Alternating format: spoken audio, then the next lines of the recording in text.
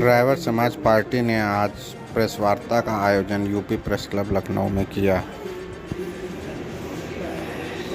मनाए और आप सभी का, पत्रकार बंधुओं का बहुत बहुत स्वागत अभिनंदन है कि आज लखनऊ में आप लोगों के द्वारा प्रेस वार्ता हो रही है और आप लोगों के माध्यम से जो संदेश जिस समाज से हम जुड़े हैं जाएगा तो एक अच्छा संदेश जाएगा, जिसके लिए आप लोगों से मैं अनुरोध करूंगा कि उन्हें जागरूक करें और उनका जो अधिकार है, जो हक है, वो किसी न किसी तरीके से उन्हें दिलाया जा सके।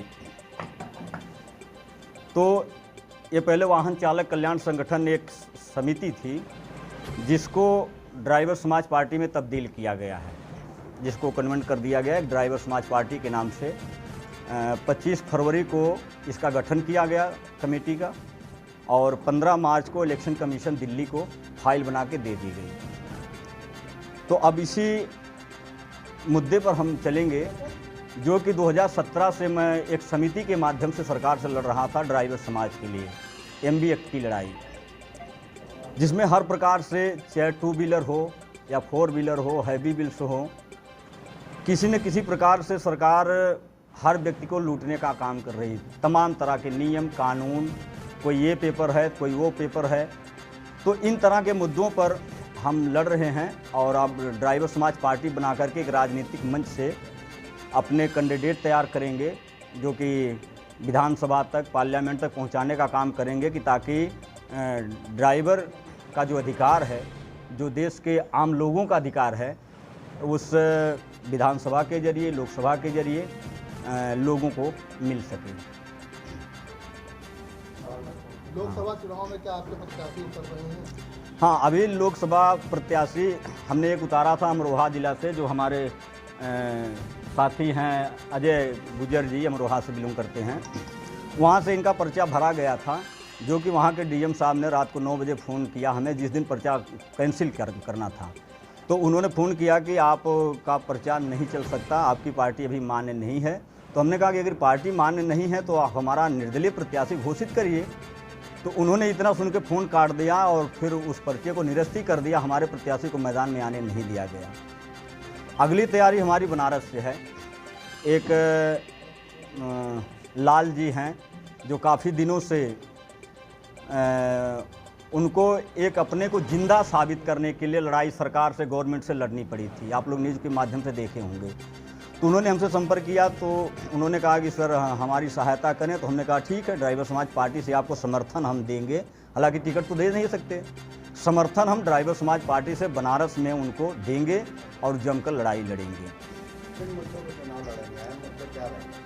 मुद्दा हमारा ये है कि आप लोग भली भांति जानते हैं कि देश में शिक्षा व्यवस्था किस प्रकार से है।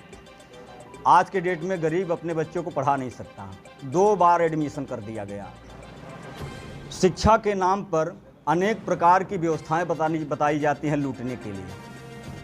आप लोग इससे पहले देखे होंगे कि 100 रुपये महीने फीस, 50 रुपये महीने फीस। आज के डेट में अगर किसी भी विद्यालय में पढ़ाने जाते हैं तो उन विद्यालयों की फीस 500, 700, 1000 इस तरह के सिस्टम बना करके लूट मचाई जा रही है। और जो बाकी ऊपर की पढ़ाई है दृढ़ता की, हमने तो वहाँ तक नहीं पढ़ा है, लेकिन सुना है कि कहीं से 15 लाख का एडमिशन है, तो कहीं पे 20 लाख का भी एडमिशन है, कहीं पे 2 लाख का एडमिशन है।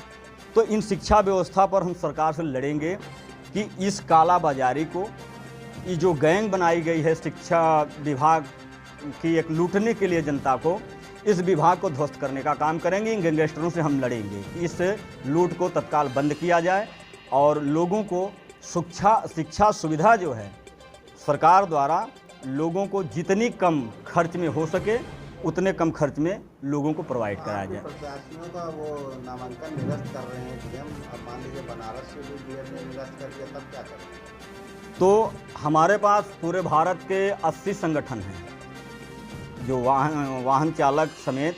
अभी आपने देखा होगा कि 3 जनवरी को हमने एक कार्यक्रम किया था दिल्ली के जंतर मंतर पर। वहाँ से हिट एंड रन कानून को लेकर अपने मुद्दे की लड़ाई हमने लड़ा था और 2 दिन का हमारा स्ट्राइक भी था। उस स्ट्राइक में देश के प्रशासन को और देश की सरकार को भी पता चल गया होगा कि हम कर क्या सकते हैं अगर हमारे साथ अन्याय होता है तो न्याय की लड़ाई लड़ने के लिए हमारे सामने एक ही रास्ता